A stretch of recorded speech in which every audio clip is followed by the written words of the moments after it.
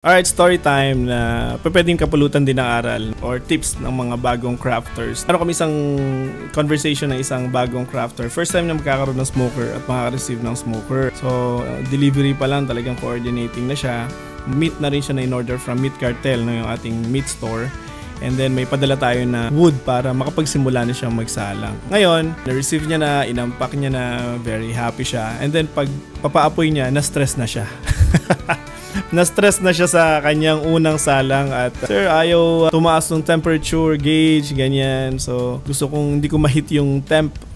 So, parang ang gulo-gulo nung kanyang simula. Sir, uulan na. Well, pagka ganito yung mga situation or scenario, if possible na makapag-video call kami and to guide him real time, ginagawa namin. Tatanungin agad namin, sir, may salang ka ba ngayon? As in, nakasalang ka ngayon? Kasi po, mag-video call po kami to guide you. Well, i-share ko na rin sa inyo yung mga dapat nyo i-check when you're firing up the smoker for the first time. Especially sa mga beginners kasi ito yung mga time na excited sila na dahil sa ang dami na nakita mga smoke barbecue at gusto nilang subukan on their own tapos biglang may stress sila. Parang ayaw umayon sa kanila nung smoker tsaka nung apoy.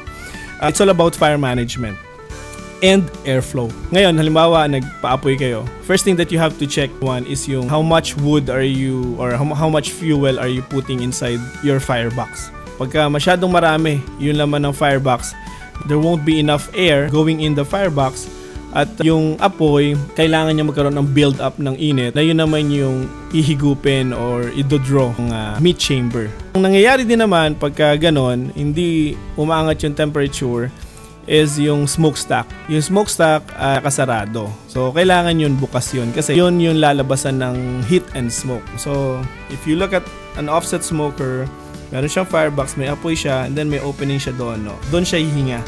Doon siya kukuha ng hangin. And then, yung smokestack naman, yun naman yung maglalabas ng, ng init tsaka ng smoke. So, yung line na yun from the firebox to the smokestack should be clear. And that's what you call proper airflow. Ayan.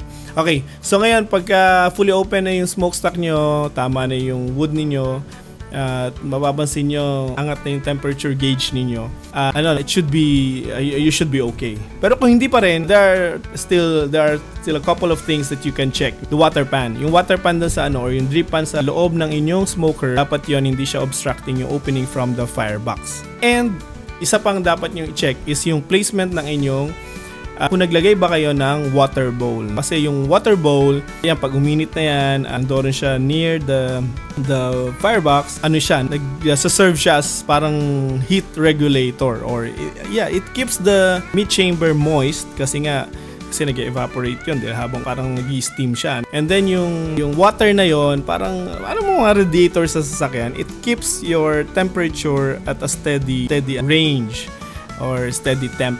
Yan. So, yun yung mga bagay na you have to consider. Kaya, yun. Firebox, kailangan moderate lang yung pagkakalagay mo ng wood and fuel. And then, yung smokestack mo should be fully open para maganda yung draw. And then, of course, yung mga obstructions. Yung placement mo ng meat, placement mo ng drip pan or charcoal pan should not be obstructing. And, of course, use water bowl inside your smoker.